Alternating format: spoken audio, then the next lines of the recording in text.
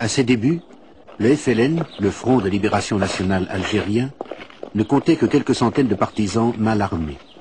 En 1956, ils étaient près de 20 000, bien entraînés. On les appelait les Moudjahidines, les frères.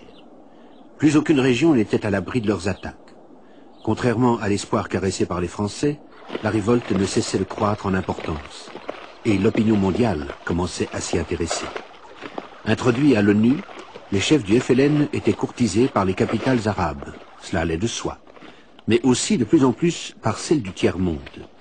Enfin, des rumeurs commençaient à circuler à propos de méthodes douteuses employées contre la population civile par l'armée française. La guerre d'Algérie entrait dans une nouvelle phase, une phase pleine d'amertume.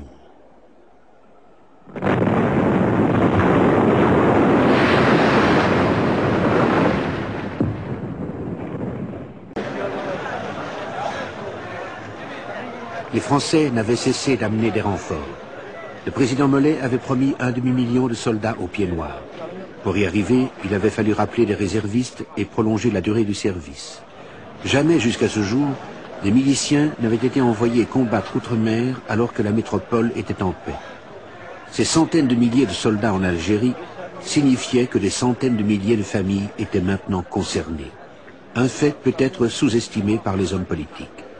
Mais la guerre d'Algérie restait essentiellement l'affaire des professionnels, en particulier celle des parachutistes et de leurs colonels.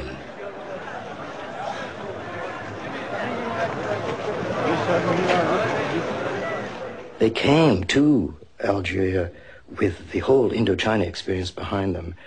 They lost that war. Many of them had been imprisoned by the Viet Minh at the end of the Indochina War, and they seemed to have the answers, or some answers. I mean, that in terms of psychological war, also just from a pure military point of view. La tactique et l'équipement de l'armée avaient bien évolué depuis les premiers cafouillages. Les hélicoptères, d'origine américaine pour la plupart, déposaient les troupes là où le FLN les attendait le moins. Paris n'avait rien épargné pour écraser la rébellion. Le programme de Guy Mollet, d'abord gagner la guerre, puis, dans cette position de force, chercher une solution politique. C'était le seul programme admis par les pieds noirs.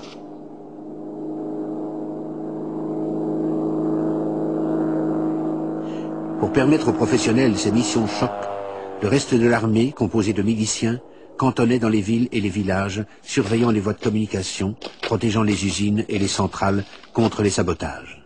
Tâche ingrate mais bien nécessaire. Mais cela voulait dire que les vrais combats étaient le fait de la Légion étrangère et des paras, surtout des paras. Au début, les missions consistaient à dénicher les cachettes d'armes et à détruire les villages.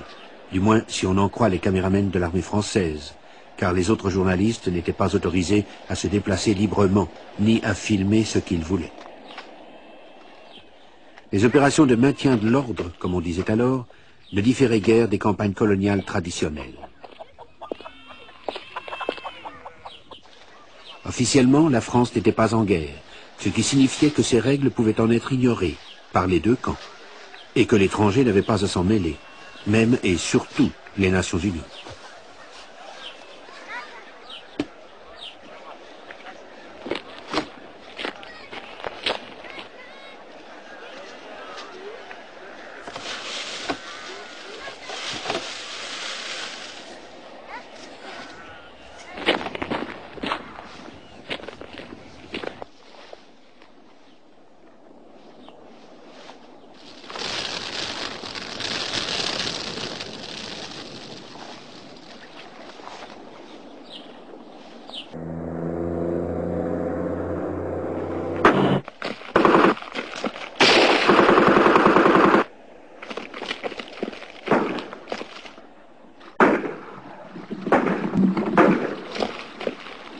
Bien que luttant à 1 contre 20, les Moudjahidines continuaient à se manifester. Leur équipement s'améliorait lui aussi.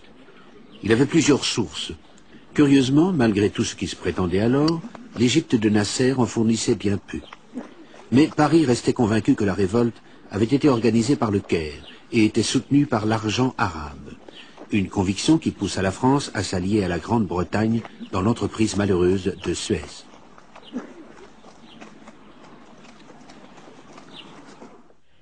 À mon avis, ils avaient tort de considérer l'Algérie comme la France.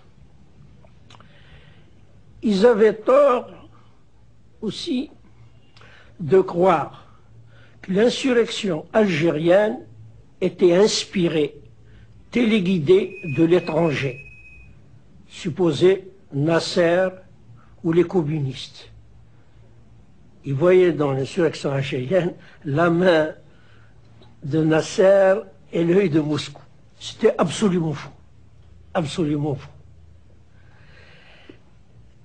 C'était une insurrection nationale qui a trouvé des amis nombreux à l'extérieur. C'était une insurrection authentiquement nationale et exclusivement nationale. Weapons were easy to get all over the world. You know, the market is open. The problem was really transportation and, moreover, more than anything else, smuggling in the weapons. And this was conducted, I would say, very brilliantly by a number of young men at the time. It wasn't easy, and altogether it was a successful operation if you think in terms of statistics. That is, I would say, in spite of very remarkable successes of the French intelligence, which caught a number of small ships, 65 to 70% of the weapons we bought outside or we got from outside were smuggled in.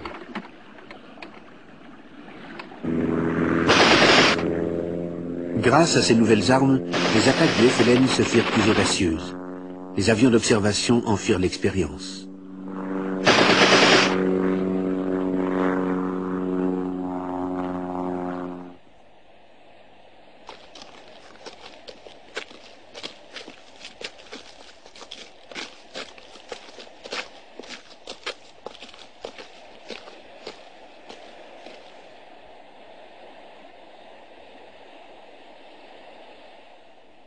L'indépendance octroyée en mars 1956 au Maroc et à la Tunisie signifiait pour le FLN des frontières ouvertes à l'ouest et à l'est, et des refuges en cas de difficulté.